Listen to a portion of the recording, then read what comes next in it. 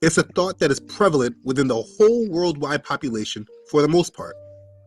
A classification that I have been born into without choice, and something I have accepted, again, all my life.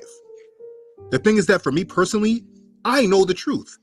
I have done years of study to understand the answer to the question that I've wondered all my life. I know the answer, but yet my programming still has me classify myself in this false way. It was just easier. This is what everyone knows, so it's what I should fall into. But over the past few months, the more I heard this classification, I would become frustrated and vexed. And from that frustration, I would start seeing it everywhere. People were starting to take pride in this classification and started recognizing how different we were than everyone else and why we all share these same qualities. I mean, I love the skits by certain people that say how we all react to things in the same way. I mean, it's hilarious to me. But again, I know the truth. And the thing is that knowing the truth irritates you when you hear the lie. But I dealt with it because everyone else obviously doesn't know. But now with this current election, it seems that this classification is highlighted more than ever. Kamala Harris is being attached to it, and Donald Trump is attacking her for using the classification. I believe that Vice President Kamala Harris is only on the ticket because she is a black woman. Well, I can say, no, I think it's maybe a little bit different. So I've known her a long time indirectly, not directly very much. And she was always of Indian heritage, and she was only promoting Indian heritage. I didn't know she was black until a number of years ago when she happened to turn black, and now she wants to be known as black. So I don't know, is she Indian or is she black? She has always But you know identified what? as a black woman. I She went to a respect historically either black one. college. I respect either one, but she obviously doesn't, because she was Indian all the way, and then all of a sudden she made a turn and she became a black person. Just to be clear, sir. And he's not wrong or lying. It's just that he should not be the one that is highlighting it, because his attention to it brings people further into the trap, which I actually think is the overall point, to be honest. Either way, two people that have nothing to do with my heritage are discussing it or using it. It's giving me flashbacks to 2008 when Obama, another man who has nothing to do with our heritage, was also using it to elevate himself. So at this point for me, it is becoming too much for me to bear and deal with. It is a result of decades of mind control that the world has been programmed to accept. And I do know and see that the ending result of all this is to just create a classification that merges all people into one. I'll explain later. This is something I personally can no longer tolerate. When you understand the truth and understand why this classification has been made, you also understand that something must be said and done about it. A message must be given to all that will hear. And that message needs to be pretty much a major splash of water in their face, or maybe a strong slap across the face that forces everyone that hears it to wake up and leave the indoctrination. We must not stay in the social confines that this system has placed us in. We must wake up out of it. Now, I don't have some false expectation that I can stop this classification, because like I said myself, I still use it. It's hard for me to stop saying it or using it. But even though I might use it, the mental attitude that surrounds it, it's quite different for me. And it's this mental alertness that I desire to bring all that will listen to. And that message and understanding to all is that we are not black people. You may right now think this may be a silly topic or just something you might want to gloss over. But I assure you that this is only because of indoctrination and mind control. Let me explain that this classification about being black people is not the actual problem. The problem is why this classification exists in the first place. There is a strong mental program that has been used against everyone in the world to make you look at a certain segment of the world population in a very specific way that right now most people are not able to see why. There is a major agenda behind this, and it is highly important for all people to come to the truth and realization of this. But nobody more important than those that are being identified through this classification. I have been making videos for a long time about the truth of this world and the truth about religion. I do believe that very soon we are about to enter into an event that changes the world. I feel that right now, the people of this world are being locked into their segments that will determine where they are placed in regards to the agenda. I have been led to turn my focus to awaken the dry bones at what seems like the last effort for those who are being called before the world turns. You may not know what the dry bones means right now, but if you watch this series, it will be made more clear to you. This is a comprehensive video series made to breathe life into the dry bones. This is a series that I encourage all to watch with their family from the beginning and start the discussion. I will be breaking this down from the beginning and will break this series up by subject. By the end of this series, you will know clearly that the people that the world calls Black people are not that. It is an improper classification that has been used to fool and lie to the world in order to steal everyone's soul and lead people into an agenda that those who have been controlling this world for hundreds of years have been steering the masses to accept. I want you to know that we are not Black people. And if you finish this series, you will understand who it is we truly are. Let's begin. Okay, so this is the only time in this series that you will hear me say, let's begin. This video is a mere introduction to a very large topic, and we are right now beginning to break it down.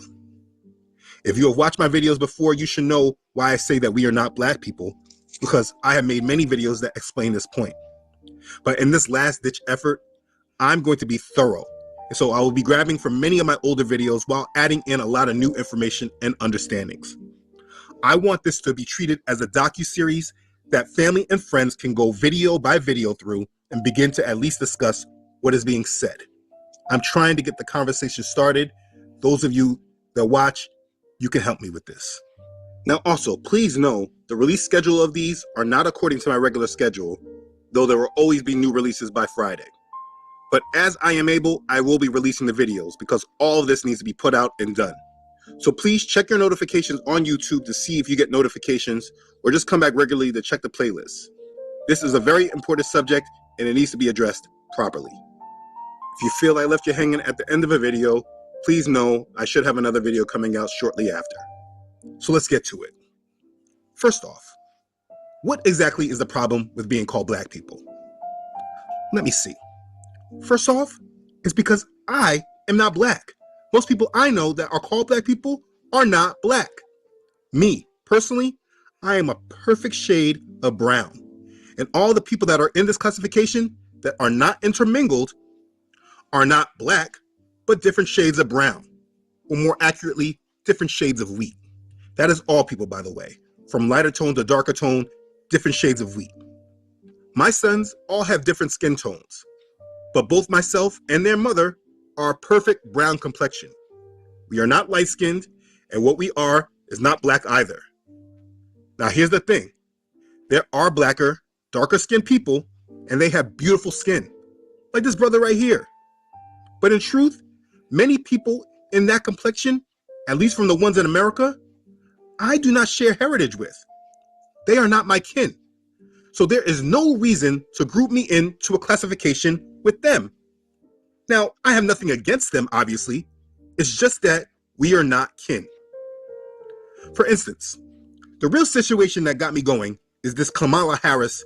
After she was put into the presidential race, all of a sudden, people from my ethnic group, my tribe of people, all of a sudden started classifying her as a person that is tied to our heritage, even though the facts say something completely different.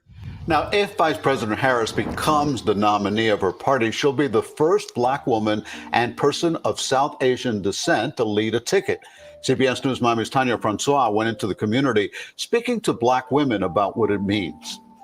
It's the opportunity to make history as a Black woman voter, to vote another Black woman into the highest office in the United States of America.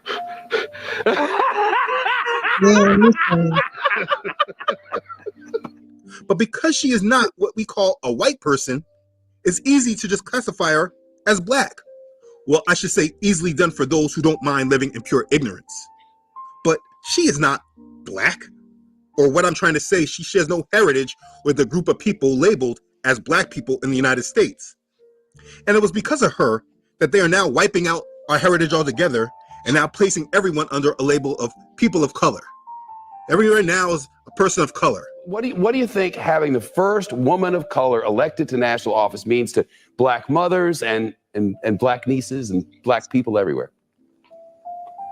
Well, you know, Shep, there's a lot of focus on the word first, but you have to think of what the first means. First woman, first black person, first South Asian American person to be elected vice president of the United States. Nothing consistent with the Republican Party's continued attack, except for the racism and incitement of violence against women of color in this body. The four congresswomen of color known as the Squad feel undermined by what they perceived as microaggression or subtle discrimination. While it's happening on the big stage where they can fight back with some support, many women of color in America face similar problems in workplaces where they could lose their jobs for speaking up. All eyes have been on the presidential race, so you might have missed an important milestone that Congress just reached. Next year's Congress will feature the most women of color ever. Some are historic firsts, and others are familiar faces on the Hill. I'm Teresa Leche Fernandez. My name is Marilyn Strickland. My name is Nidia Velasquez. And I am representing the 10th Congressional District of Washington State. I represent the 7th Congressional District. I am the Congresswoman-elect in CD3 of New Mexico. I was elected in November 2020. I was first elected to Congress back in 1992. I was elected on November 3rd, 2020. At least 51 women of color will serve in the 2021 Congress, more than ever before.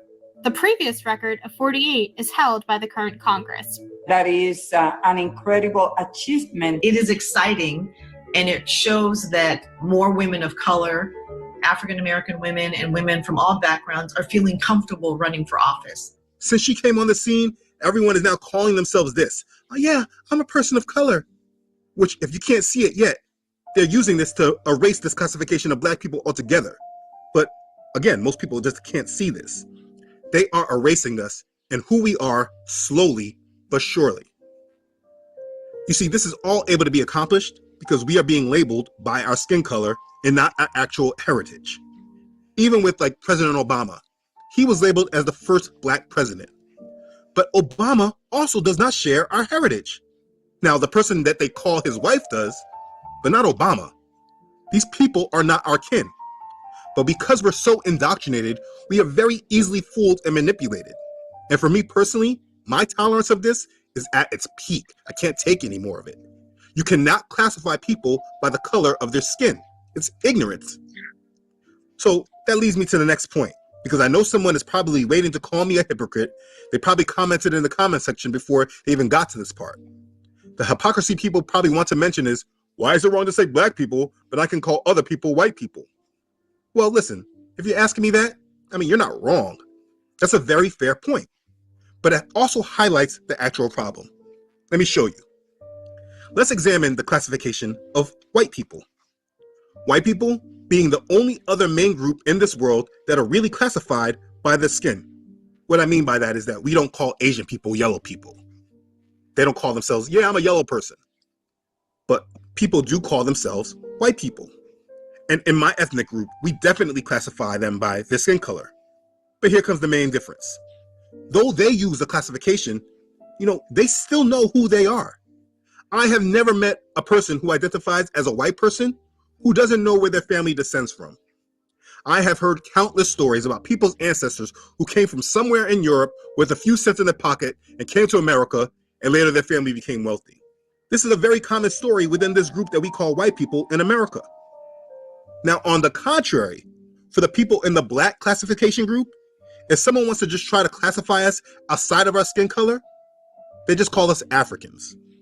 Africa, this vast, major continent of the world that is home to many different tribes of people, we simply are summed up as Africans.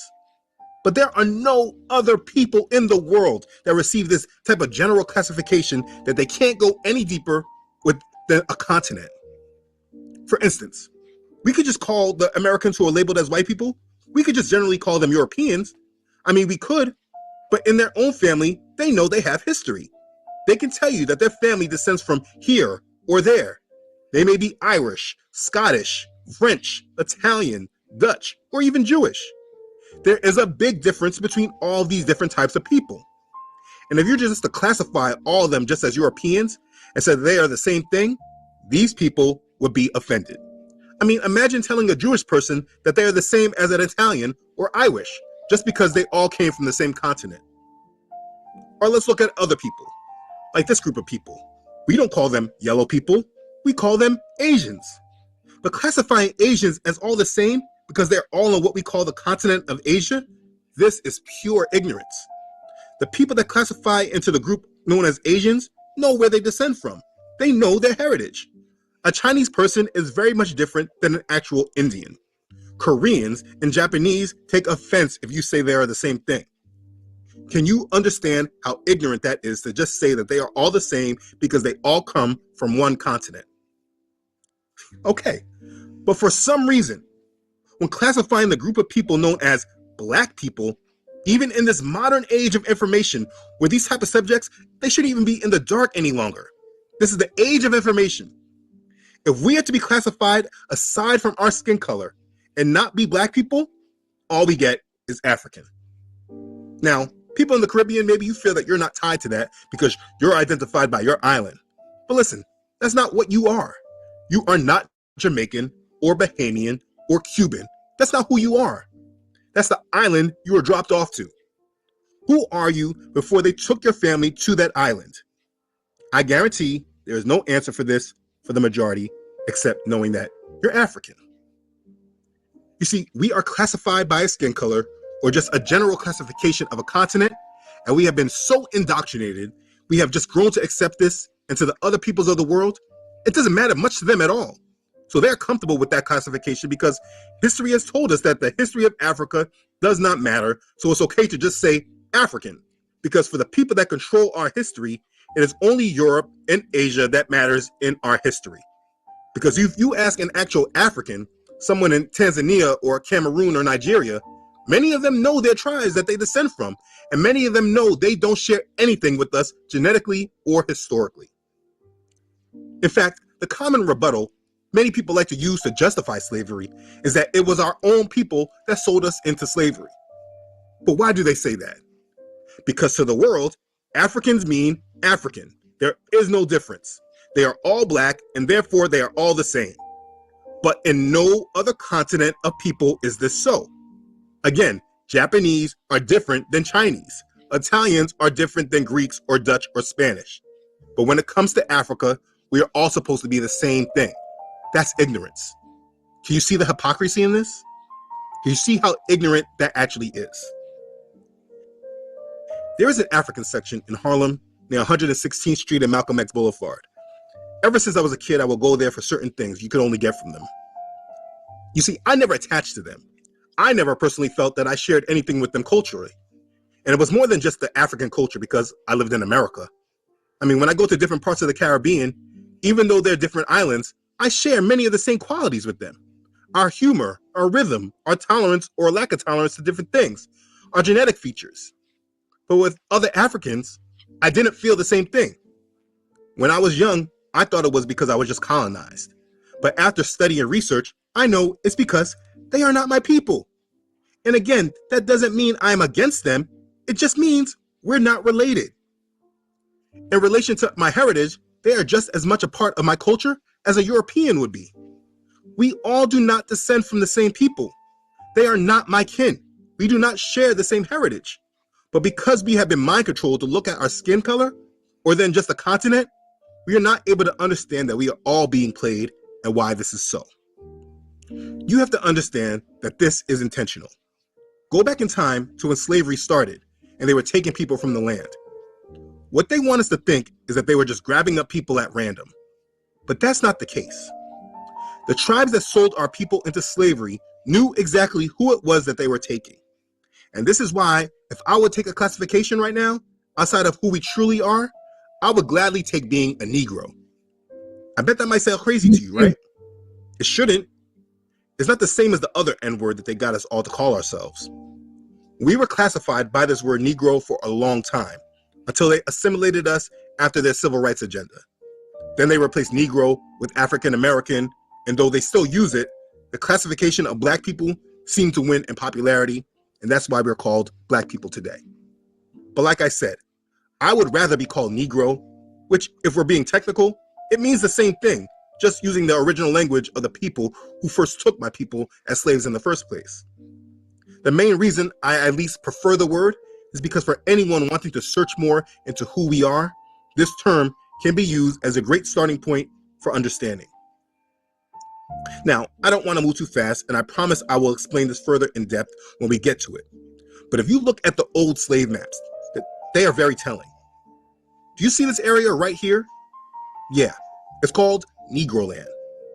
I have a few different versions of this map from different years.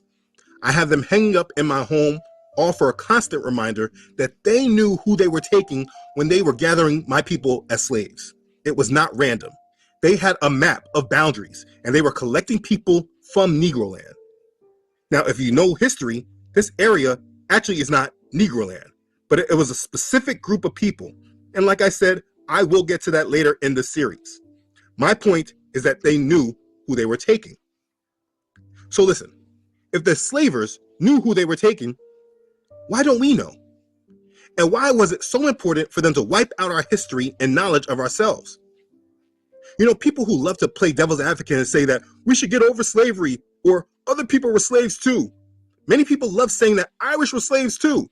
So it's not just something specific to your people.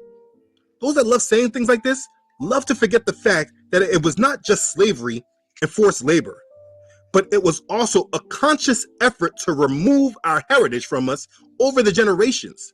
This is why they separated the children from the parents and forced them to learn a new language, to change their names, to remove their culture.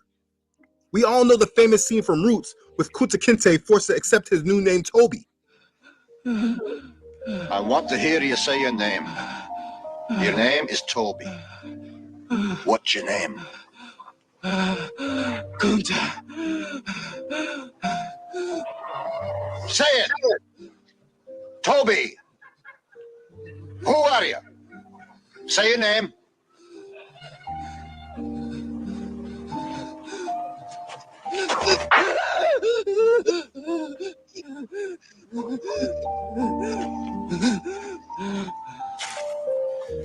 What's your name? Toby.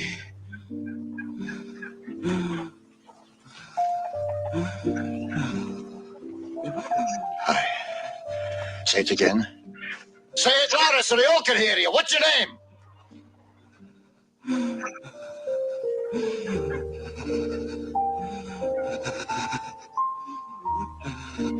Toby. The question you need to ask yourself is, why? Why was it so important not only for them to use us for forced labor, but why was it just as important for them to strip us from our identity and our heritage?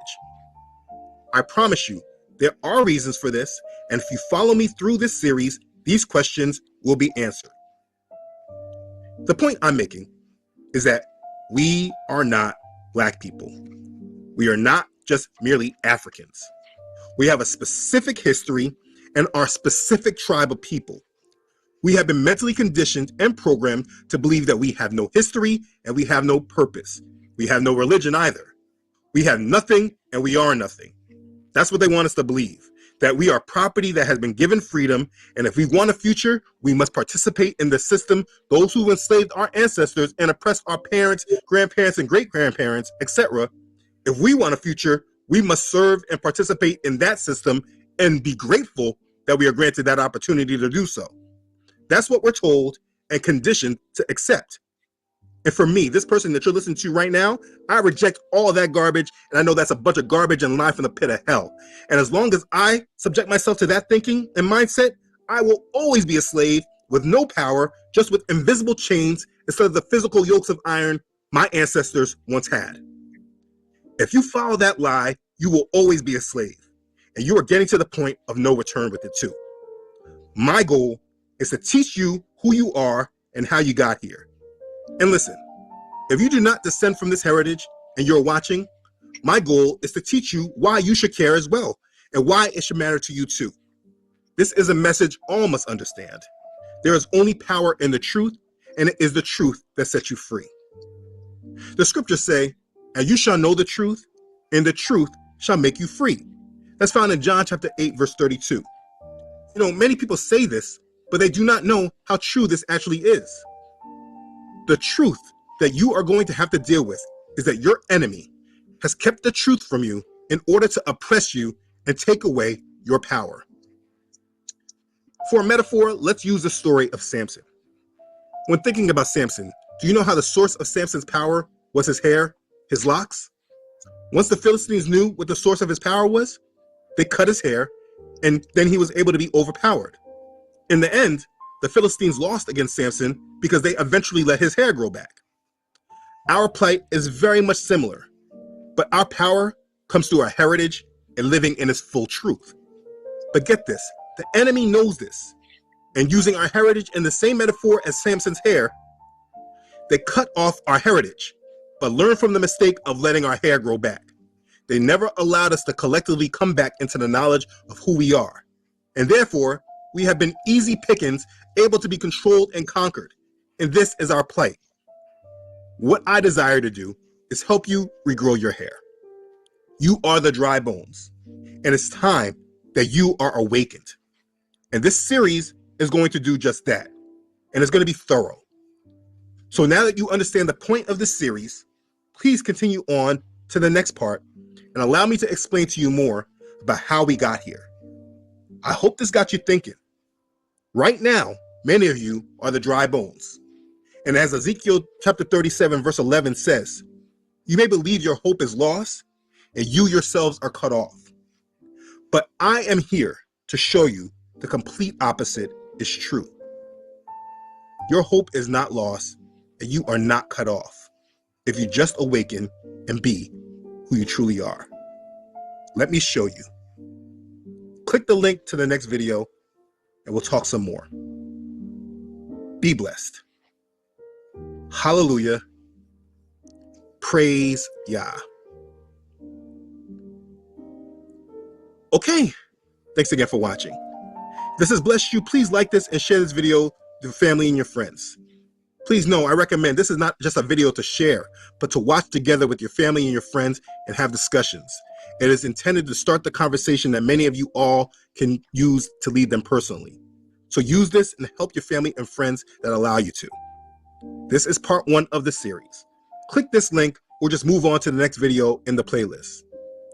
As always, I want to thank all who donate and contribute to this ministry. Please know this series would not be possible without your support. I thank you sincerely. Be blessed. Okay, thanks again everyone for watching. See you in part 2. I love you all.